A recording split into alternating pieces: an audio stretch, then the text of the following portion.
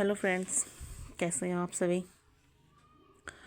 तो आज हम आपको फर्स्ट एड के बारे में कुछ बातें बताना चाहेंगे। फर्स्ट एड यानी इसका हिंदी का शाब्दिक अर्थ है प्राथमिक सहायता। कि प्राथमिक सहायता हम कैसे करते हैं, किस प्रकार करते हैं और यह कब की जाती है। प्राथमिक सहायता किसी भी घायल अस्वस्थ रोगी को डॉक्टर के पास ले जाने से पहले या डॉक्टर के घटनास्थल पर पहुंचने से पहले हमें मौके पर जो उपलब्ध साधन है, जो मौके पर जो भी वहाँ वस्तुएं हैं, किसी के पास फीता है, टाई है, कोई कपड़ा है, यानी जिस समय सिचुएशन देखकर कि किस प्रकार से रोगी है, अस्वस्थ रोगी है, वो उसको किस प्रकार की आवश्यकता है, तो मौके पर जो उपलब्ध साधनों द्वारा जो सहायता दी जाती है उसे प्राथमिक सहायता कहते हैं। यानी दुर्घटना में किसी आहत व्यक्ति अथवा बीमार व्यक्ति को किसी चोट लगने या अचानक बीमार पड़ने पर एम्बुलेंस आने से पहले, भाई एम्बुलेंस नहीं आई, उसके आने से पहले जो हमें यानी किसी योगा यानी चिकित्सक के आने से पहले, ऐसे स्थान से पहुंचने से पहले जहां पेशेवर चिकित्सा उपचार मिल रहा हो उससे मुहैया कराया जाता है, उसको जो सहायता दी जाती है वो एक प्राथमिक सहायता है यानी फर्स्ट एड है। किसी आपदा या जन संघर्ष के परिणाम स्वरूप लोगों को अक्सर चोटें लग जाती हैं, जिनमें उन्हें तत्काल देखभाल और किसी नज़दीकी स्वास्थ्य केंद्र तक ले जाने की ज़रूरत पड़ती है। वो आपका क्या है, फर्स्ट एड है। यानी क्या है, किसी भी घायल अस्वस्थ रोगी को डॉक्टर के पास ले जाने से पहले या डॉक्टर के घटनास्थल पर पहुंचने से पहले मौके पर उपलब्ध साधनों द्वारा जो सहायता दी जाती है उसे प्राथमिक सहायता कहते हैं, यानी उसे फर्स्ट एड कहते हैं। अब बोला जाए कि प्राथमिक चिकित्सा के उद्देश्य, उसके उद्देश्य क्या है प्राथमिक सहायता के, कि सबसे पहले तो क्या है, जीवन रक्षा करना।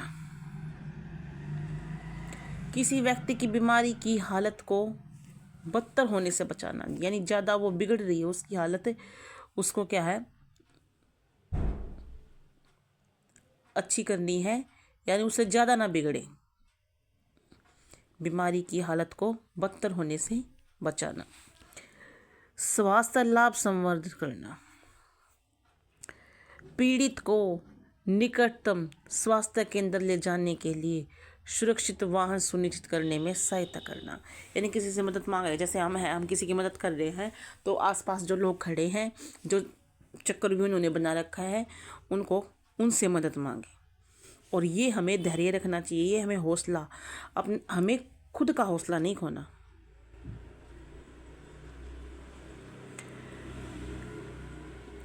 प्राथमिक चिकित्सा प्रदाता, यानी प्राथमिक चिकित्सा प्रदाता वह व्यक्ति होता है जिसके पास किसी प्राधिकृत प्रशिक्षण निकाय का प्रमाण पत्र हो, जिससे यह उल्लेख किया गया हो कि वह अर्हता प्राप्त प्राथमिक चिकित्सा प्रदान करे।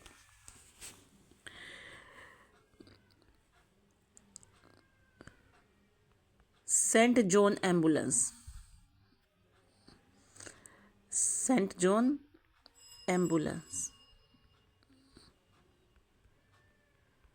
इंडिया और इंडियन रेड क्रॉस सोसाइटी द्वारा जारी प्राथमिक चिकित्सा प्रमाण पत्र उन अभ्यर्थी को प्रदान किए जाते हैं जिन्होंने सैद्धांतिक एवं प्रायोगिक कार्यों के पाठ्यक्रमों में भाग लिया है, जिन्होंने किसी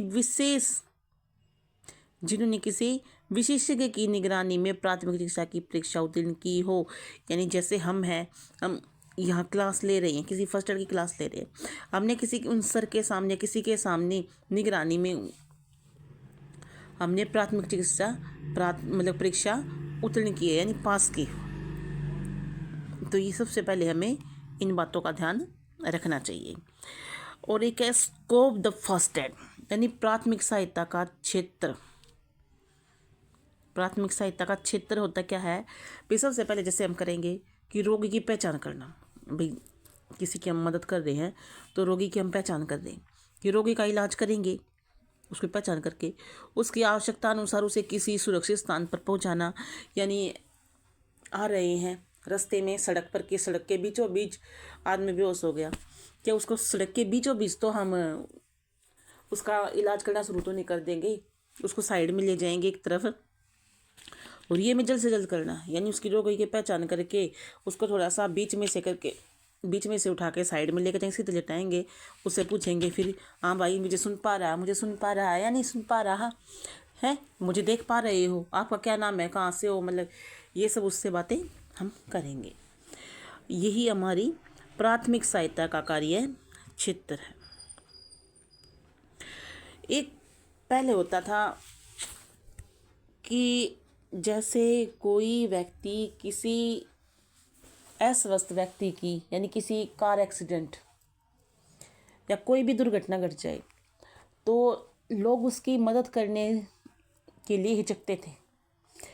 वो ये सोचते थे कभी मुझे कोई दिक्कत हो जाए, कभी मैं ना फंस जाऊं, मुझे क्या है, मुझे क्या फ़र्क पड़ता है, इसके चक्कर में मैं ना फंसूं, भाई मुझे ड्यूटी जाना है, मैं लेट हो जाऊंगा या फिर मैं पुलिस केस से फंस जाऊंगा। तो अब ऐसा नहीं है। अब सरकार ने एक नियम बना रखा है, good smart in act. Good smart in act, ये नियम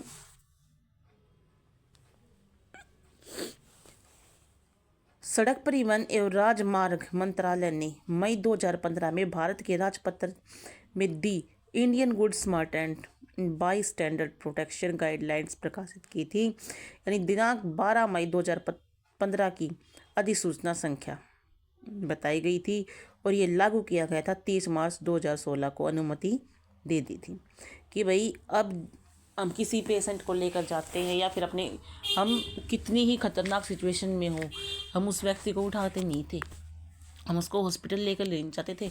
कई डॉक्टर जाके सीधा ये कहे भी ये हो गया इसको और इसका अपना एड्रेस दो, पुलिस केस हो जाए, ये हो जाए, हम इस झंझटों से डरते थे।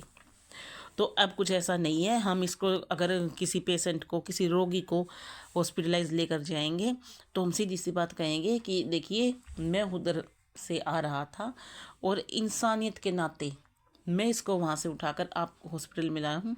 मेरा ये, अगर आप बताना चाहो तो अपना मोबाइल नंबर, अपना एड्रेस, अपना नाम बता सकते हो, अदरवाइज़ आपको कोई परेशान नहीं किया जाएगा। अब ये रूल में नहीं। किसी सड़क दुर्घटना के प्रत्यक्षदर्शी सहित कोई भी बाईस्टैंडर या गुड समैरिटन किसी घायल व्यक्ति को निकटतम यानी उसके नज़दीकी अस्पताल में लेकर जा सकता है तथा उस बाईस्टैंडर या गुड समैरिटन को तुरंत जाने की अनुमति दे दी जाएगी। यानी कोई व्यक्ति है, कहीं जा रहा है, उसको जाने की अनुमति दे दी जाएगी, उसे रोका नहीं जाएगा, उसे बार बार प्रश्न पूछकर परेशान नहीं किया जाएगा, सिवाय सिर्फ प्रत्यक्षदर्शी के, जिसे पता बताने के बाद जाने दिया जाएगा। बाईस्टैंडर या गुड समैरिटन किसी सिविल तथा आपराधिक दायित्व के लिए उत्तरदायी नहीं होगा। कोई बाईस्टैंडर या गुड समैरिटन को जो सड़क पर घायल पड़े व्यक्ति के लिए पुलिस को सूचना देने और आपातकालीन सेवाओं हेतु फ़ोन कॉल करता है, उसे फ़ोन पर अथवा व्यक्तिगत रूप से उपस्थित होकर अपना नाम और व्यक्तिगत विवरण देने के लिए बाध्य नहीं किया जाएगा। गुड समैरिटन का नाम है संपर्क विवरण बताना जाना, स्वैच्छिक या वैकल्पिक बनाया जाना। नेक्स्ट है, सड़क दुर्घटना से संबंधित किसी आपातकालीन स्थिति में जिस समय डॉक्टर से चिकित्सा देखभाल प्रदान किए जाने की आशा की जाती है, किसी डॉक्टर द्वारा प्रतिक्रिया के अभाव को व्यावसायिक कदाचार के अंतर्गत सम्मिलित किया जाएगा। यानी अब कोई भी परेशान नहीं कर सकता, बस हमें अपने व्यवहार में कंट्रोल रखना है, हमें अपने व्यवहार को मतलब अच्छा बनाना है। ये नहीं अगर डॉक्टर ने आपसे पूछ लिया कि आपका क्या नाम है क्या है, नहीं, हमें एक इंसानियत के नाते उनको अपना नाम वगैरह ये सब बताने में कोई दिक्कत नहीं होनी चाहिए। और मतलब हमें गुस्सा नहीं लेकर आना, हमें अपने आप को आप ऐसे बाहर नहीं करना कि मुझे परेशान कर रहे हो, क्यों कर रहे हो, नहीं। आप देखिए अगर आपसे कोई पुलिस वाला या फिर कोई इंस्पेक्टर या हवलदार कांस्टेबल मतलब आपसे पूछता है कि भाई आप कहाँ से, आप अपना एड्रेस लिखवाइए, अपना नाम बताइए, मोबाइल नंबर दीजिए, तो देखो आप उसे ये नंबर वगैरह मतलब जो ये जांच पड़ताल कर रहा है वो आप उसे बता सकते हैं। अदरवाइज आप उसको नहीं देना चाहते तो कम से कम उसके साथ दुर्व्यवहार ना करके अच्छा व्यवहार कीजिए।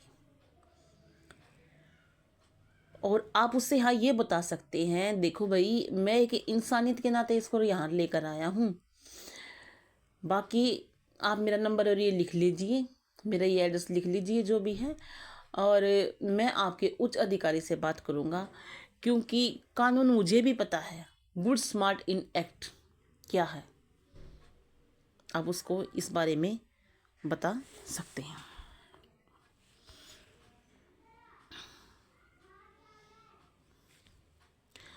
उपचार करने का दायित्व। सामान्यतः कोई स्वयंसेवक ऐसे किसी अपरिचित जख्मी या बीमार व्यक्ति की सहायता करने के लिए आगे आता है तो उस अजनबी व्यक्ति को सहायता देने वाले व्यक्ति का यह कर्तव्य हो जाता है वह पर्याप्त रूप से सावधान रहे। देखभाल करने के कर्तव्य के संबंध में इस समय 2015 प्राथमिक चिकित्सा प्रदाता के लिए ऐसी कोई कानूनी बाध्यता नहीं है कि वह सामान्य जनता की प्राथमिक चिकित्सा करें जब तक वह अपने मतलब जब तक कि यह उसके सामने मतलब उसके काम का एक भाग न हो। कार्यस्थलों पर प्राथमिक चिकित्सा अधिकारी और विद्यालय के अध्यापकों का कर्तव्य है कि वे प्राथमिक चिकित्सा करें। जैसे कोई सड़क दुर्घटना किसी राहगीर के सामने होती है तो कानून उससे यह अपेक्षा करता है कि वह घटनास्थल पर रुके और जख्मी व्यक्ति की सहायता करें, उस दुर्घटना की सूचना पुलिस को दें। 112 पर कॉल कर सकते हैं, आप सूचना दे सकते हैं कि यहाँ अभी अभी मतलब ये एक्सीडेंट हुआ है। 108 पर कॉल कर आप एम्बुलेंस को बुला सकते हो। किसी प्राथमिक चिकित्सा प्रदाता और चिकित्सक प्रदान करने के अपने दायित्व निर्वहन करने का आशय यह हो जाता है कि उसने अपने कर्तव्य के प्रति लापरवाही की है। हालांकि ऐसा कोई कानून नहीं है जो दुर्घटना में आहत किसी व्यक्ति का उपचार करने के लिए किसी पर दबाव डालता हो, परंतु इसका आशय यह नहीं कि कोई व्यक्ति यह जानते हुए भी दुर्घटना स्थल से चला जाए कि जख्मी व्यक्ति का जीवन खतरे में है। ऐसा करने से आप अपने कर्तव्यच्युत होने के उत्तरदायी होंगे। यदि आप प्राथमिक चिकित्सा प्रदान करने से खुश नहीं हैं तो कई ऐसे कार्य हैं जिन्हें आप कर सकते हैं और वे कार्य आपको करने चाहिए। इन कार्यों के निम्नलिखित कार्य सम्मिलित हैं, यानी किसी अन्य को पुलिस या आपातकालीन सेवाओं को दुर्घटना की सूचना दें, दुर्घटनास्थल के आसपास के क्षेत्र अपने लिए औरों के लिए पीड़ित व्यक्ति के लिए सुरक्षित कर ले, या पीड़ित व्यक्ति की जांच करे या पता लगाए क्या हुआ है, उसको सांत्वना दे, उसको आश्वासन दे, देखो ऐसा कुछ ज़्यादा नहीं है, अपना आराम से मतलब ठीक ठाक है। अगर भाई उस पेशेंट के सामने, उस रोगी के सामने कहेंगे उस हादसे में बाई चांस का एक्सीडेंट हो गया, एक्सीडेंट में उसको कहेंगे तो वो तुझे तो बहुत गहरी चोट आ गई है, तुझे बहुत ज़्यादा खून निकल रहा, तो नहीं, हमें ऐसा नहीं कहना। क्योंकि देखो अगर किसी इंसान की, किसी व्यक्ति की उंगली बिगड़ जाती तो उसका पूरा ध्यान, पूरा दिमाग उस उंगली पे, उस खून पे जाता है, तो उसके माइंड को हमें वहाँ से डिवाइड करना, उसके माइंड को वहाँ से उसको हटाना है। उससे बातचीत करेंगे, अरे कुछ नहीं हुआ है भाई, कोई बात नहीं, ऐसा होता रहता है अक्सर, चलो थोड़ा सा खून है, थोड़ा कुछ नहीं हुआ, बस चलो ठीक है, भले उसको है ना, उसके सांत्वना देनी है उसको। नेक्स्ट, जरूरतमंद व्यक्ति की सम्मति। संचेत व्यक्ति को यह अधिकार है कि प्राथमिक चिकित्सा स्वीकार करे अथवा उसे अस्वीकार कर दे। यदि कोई व्यक्ति चेतनावस्था में है तो आपको चाहिए कि किसी भी तरह की प्राथमिक चिकित्सा शुरू करने से पहले उसकी सम्मति ले। यानी हम किसी का इलाज कर रहे हैं, किसी की प्राथमिक सहायता दे रहे, फर्स्ट एड दे रहे हैं, तो उससे अनुमति तो लेंगे। अगर कम उम्र का बच्चा 18 साल से कम उम्र के बच्चा अगर उसके माता पिता से पूछेंगे जो वहाँ पर मौजूद हैं, और फिर भी मना कर देते तो उसके नज़दीक ही रहें, दूर न जाए, और पुलिस और आपातकालीन सेवा को बुलाने का कष्ट करें। पुलिस को कॉल कर दे, 112 पर कॉल कर दे, पहले 102 पर होती थी, और 108 पर कॉल करके एम्बुलेंस को बुला दे। नेक्स्ट है गोपनीयता। प्राथमिक चिकित्सा की हर स्थिति में प्राथमिक चिकित्सा प्रदाता उस व्यक्ति की निजी निजता बनाए रखने में सहायता करेगा। इसका मतलब है कि भीड़ को उस व्यक्ति से दूर रहने को कहीं। एक्सीडेंट हो गया कोई दुर्घटना स्थल पर, अब चारों तरफ भीड़ इकट्ठी हो जाएगी, कोई मदद कोई नहीं करेगा, तो उस भीड़ को हटाने के लिए कहें, दूर करें। यदि जरूरी हुआ तो एक पर्दा भी बना ले, उसके शरीर के खुले अंगों को कंबल या किसी चादर से ढक दे, किसी कपड़े से ढक दे, यानी खुला न रहने दे। प्राथमिक चिकित्सा प्रदाता को गोपनीयता बनाए रखने के लिए आवश्यक कदम उठाने चाहिए। इसका अर्थ यह है कि वह उस घटना के बारे में किसी से बात नहीं करेगा। दुर्घटना में पीड़ित व्यक्ति की अनुमति बिना मीडिया के किसी भी प्रश्न का जवाब नहीं देगा। सावधानी सावधानी।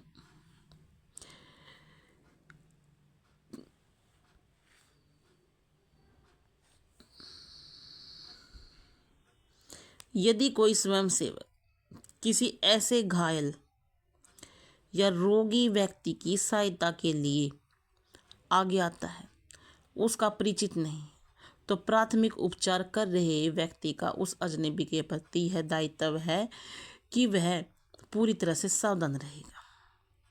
अपने दायित्व का निर्वाह न करने और प्राथमिक चिकित्सा के अपने कर्तव्यों को पूरा न करने से प्राथमिक चिकित्सा प्रदाता करते हैं अवहेलना करने का आरोप लगाया जा सकता है।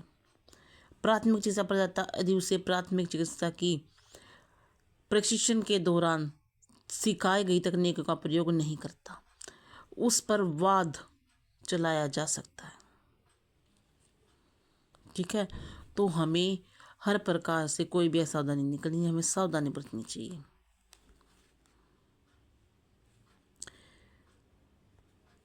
किसी आपात स्थिति से निपटना, कैसे निपटेंगे?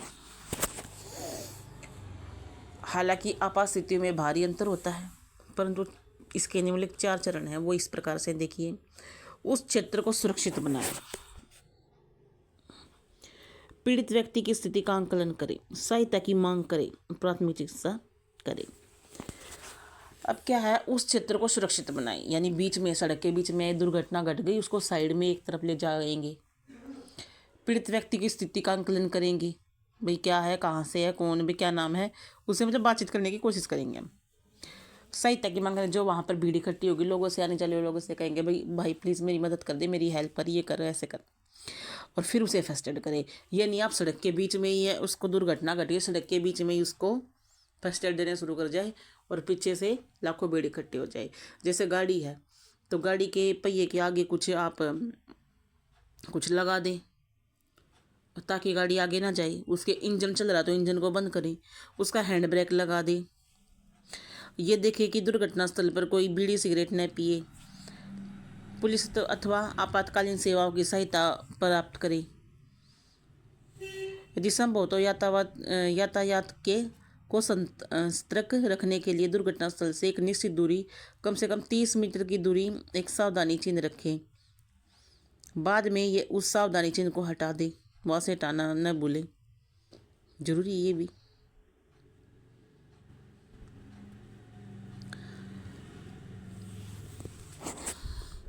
यानी क्या है कि सुरक्षा एक महत्वपूर्ण भाग यह भी है कि आप किसी पीड़ित या रोगी व्यक्ति के रक्त, उसके शरीर से निकलने वाले अन्य द्रव के संपर्क में आए तो आप अपने हाथ को धो लें और दस्ताने पहने या किसी अन्य तरीके से अपने को सुरक्षित रखें।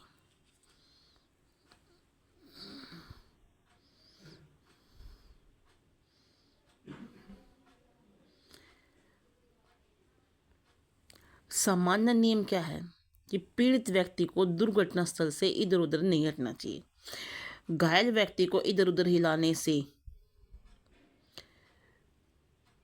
उसका जख्म, सिर दर्द, गर्दन दर्द में जो टांग बाह में जो लगी है चोट, उसका गहरा असर हो सकता है। पीड़ित व्यक्ति को घटनास्थल पर ही छोड़ने से उसके जीवन को अधिक खतरा हो सकता है।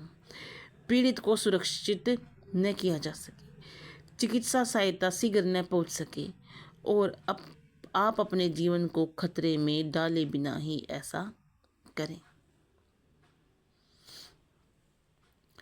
एक है रुग्ण अथवा पीड़ित व्यक्ति की स्थिति का आंकलन करें। यदि यह सुरक्षित हो तो आप रुग्ण अथवा घायल व्यक्ति की स्थिति का आंकलन करें। हमेशा देखें कि क्या पीड़ित चेतन व्यक्ति है, अस्वस्थ है, यानी इस चेतन अवस्था में है, सामान्य सांस ले रहा है, वो बेहोशी की हालत में है तो उसका चेक करें। यानी हमें चेक किस प्रकार से करना है, एक हाथ उसकी छाती पर बीच में, यानी पेट और छाती के बीच में, जहाँ से हमें उसके मैस होने का पता चलता है, और एक हाथ उसके माथे पर उसको पीछे करते हुए, यानी उसकी गर्दन को आप आगे से ऊपर उठा दें और अपने कान उसकी नाक की तरफ, ताकि हमें महसूस होना भी तो बहुत ज़रूरी है कि भाई हमें क्या महसूस हो रहा है, तभी तो हम देख सकते हैं।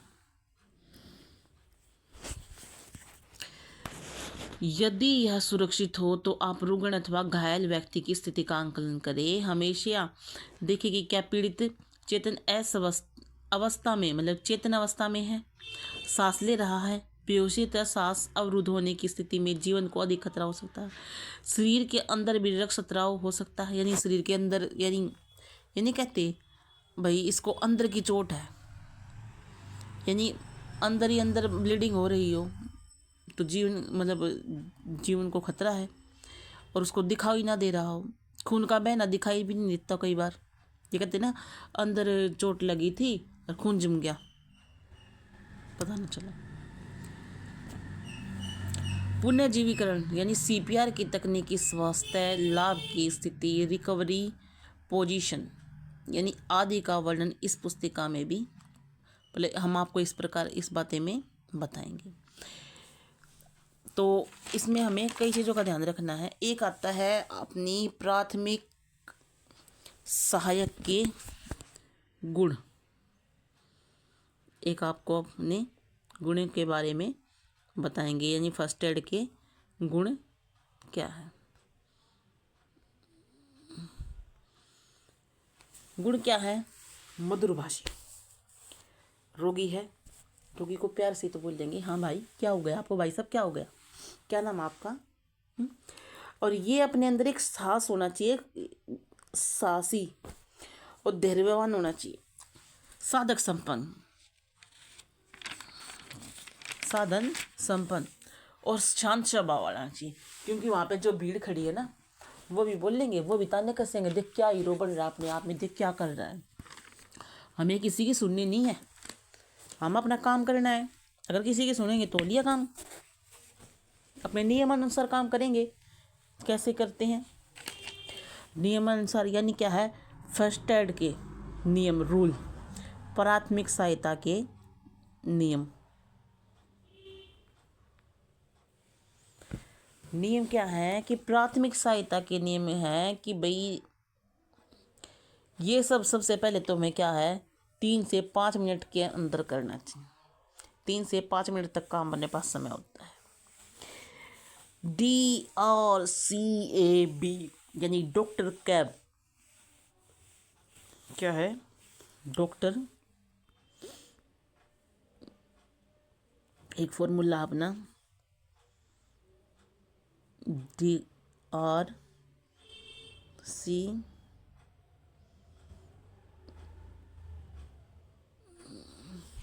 डॉक्टर कैब यानी D से डेंजर यानी खतरा, D से खतरा डेंजर। R से है रिस्पॉन्स यानी प्रतिक्रिया,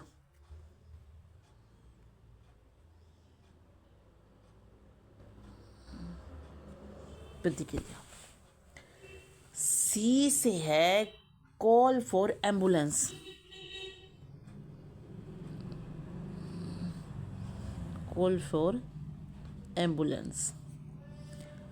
और S से है सीक हेल्प, और A से है एयरवे यानी वहाँ पर भीड़ हो गई, उसको सांस नहीं आ रहा तो उसको खुला करे, पब्लिक को कहे रास्ता दो भैया, हटा हवा तो आने दो इसे। और B से है ब्रीथिंग, श्वास लेना और छोड़ना, श्वास लेना और छोड़ना।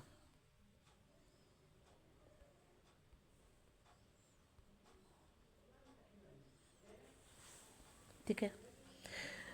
और जो प्रतिक्रिया है उस प्रतिक्रिया में हमें क्या देखना है, AVPU। जो प्रतिक्रिया में देखना है वो हमें क्या देखना है, AVPU। A से अलर्ट,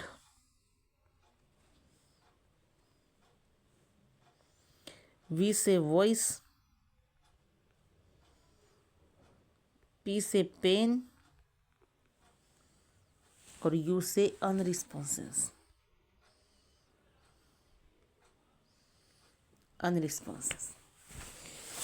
यानी एक तो हमें सावधान रहना है, बिल्कुल हमें खुद नहीं घबराना, लोगों की बातों पे ध्यान नहीं देना, बिल्कुल अलर्ट रहना, वॉइस का ध्यान रखना और पेन का, उसके दर्द का भी ध्यान रखना और अनरिस्पॉन्स का भी ध्यान रखना। इसकी सांस चेक करने के लिए एक है LLF, लुक लिसन फील।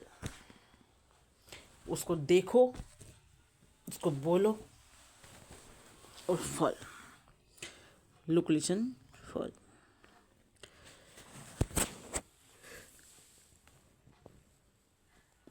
और फिर एक सहायता की मांग, घायल अथवा रुग्ण व्यक्ति की स्थिति का जायजा लेने के लिए आप यह निश्चित करें कि क्या तत्काल सहायता दिया जाना आवश्यक है। यदि सहायता की जरूरत हो तो पास खड़े किसी दर्शक से कहे कि वह सहायता की मांग करे। आप उससे यह भी कह सके कि भाई वापस आए और पुष्टि करने के लिए सहायता मिल गई है। अगर आप सहायता के लिए फ़ोन करते हैं तो सूचना हमेशा तैयार रखें। वह स्थान जहाँ सहायता अपेक्षित है, पता, गली, स्थल। अब एम्बुलेंस को भी फ़ोन कर दिया, पुलिस को फ़ोन कर दिया, ये कहेंगे भाई यहाँ एक्सीडेंट हो गया, अब वो पूछेंगे भी कहाँ, तो उस स्थान का भी तो पता होना चाहिए। अब एक्सीडेंट हो गया पानीपत, अब बताओगे सुनाना हो गया, प्रॉपर एड्रेस हमें पता होगा तभी तो हमारी हेल्प होगी। वह स्थान जहाँ सहायता अपेक्षित है, पता, गली, विशिष्ट संदर्भ स्थल, स्थान यदि किसी भवन में है तो तल, कक्ष आदि। वह टेलीफोन या मोबाइल नंबर जिससे आप फ़ोन कर रहे हैं। समस्या किस तरह की है, क्या हुआ है, कार दुर्घटना है, गिर गया है, गिरना है, अचानक बीमार हो गया है, विस्फोट हो गया है, कितने लोग घायल हुए हैं, चोटें कितनी गहरी हैं, यदि आप जानते हो तो किस तरह की सहायता चाहिए। एम्बुलेंस, पुलिस, फायर ब्रिगेड, अन्य सेवाएं, कोई अन्य सूचना को सहायक सिद्ध हो।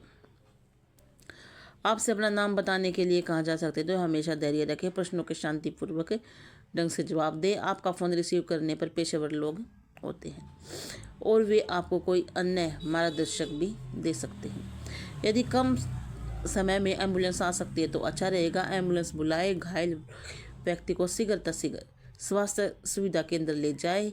किसी घायल या बीमार व्यक्ति को स्वास्थ्य सुविधा केंद्र ले जाने के लिए एम्बुलेंस सर्वोत्तम साधन है, परंतु वे सभी साधनों पर हमेशा आसानी से उपलब्ध नहीं होती। यदि कोई सहायता उपलब्ध न है तो आप अपनी ही किसी गाड़ी में, किसी ट्रक में, van, car, auto rickshaw, motor bike यानी उन पर आप लेकर जा सकते हैं सावधानी पूर्वक। तो आज की क्लास यही तक। तो आगे के लिए हम आपको प्राथमिक चिकित्सा करें, मतलब कैसे करेंगे, किस प्रकार करेंगे, ये हम आपको नेक्स्ट क्लास में बताएंगे। अगर आपको वीडियो अच्छी लगे तो लाइक कीजिए और सब्सक्राइब कीजिए। अगर आप चाहते हैं कि और भी वीडियो बनाई जाए फर्स्ट एड पर तो आप प्लीज़ लाइक कीजिए, कमेंट बॉक्स में